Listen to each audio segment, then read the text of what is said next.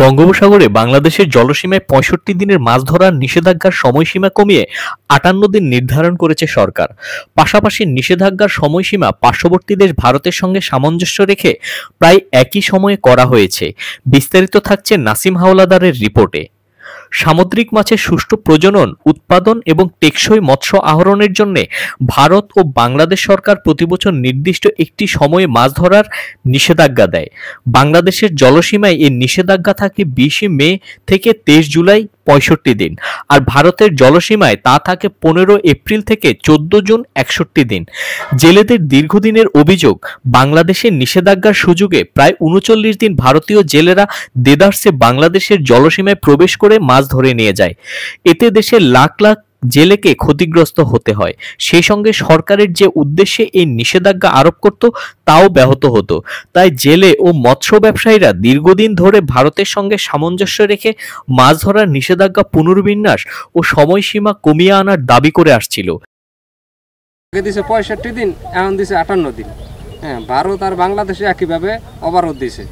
এই সরকারকে ধন্যবাদ দেওয়া উচিত। ছিল ৬৫ দিন, এখন হচ্ছে ৫৮ দিন, কিছুদিন কমছে।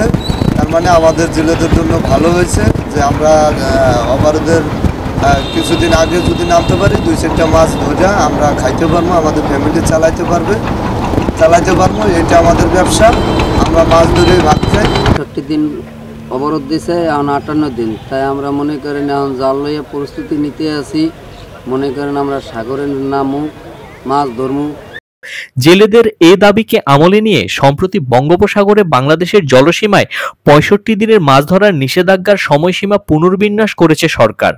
এতে সময়সীমা ৮ দিন কমিয়ে ৫৮ দিন নির্ধারণ করার পাশাপাশি নিষেধাজ্ঞার সময় পার্শ্ববর্তী দেশ ভারতের সঙ্গে সামঞ্জস্য রেখে প্রায় একই সময়ে করা হয়েছে বলে জানান মৎস্য বিভাগ। সরকারের এমন সিদ্ধান্তে স্বস্তি প্রকাশ করছেন সাধারণ জেলে ও মৎস্য ব্যবসায়ীরা। এদিকে গবেষকরা বলছেন, আগের সরকার যে উদ্দেশ্যে এই নিষেধাজ্ঞা দিত তা দুই দেশের সঙ্গে সামঞ্জস্য না থাকায় প্রতিবেশী দেশকে লাভবান করত। এটা বাংলাদেশের মৎস্য সম্পদের জন্য একটি বড় ক্ষতির কারণ হয়ে দাঁড়িয়েছিল। তাই এবার ভারতের সঙ্গে সামঞ্জস্য রেখে দেশের জলসীমায় মাছ ধরার উপর নিষেধাজ্ঞা পুনর্বিন্যাস করার বিষয়টিকে অন্তর্বর্তীকালীন সরকারের একটি যুগান্তকারী পদক্ষেপ বলে মনে করছেন গবেষকরা। আপনারা দেখছেন দৈনিক কর্ণকণ্ঠ, সবার কথা বলে।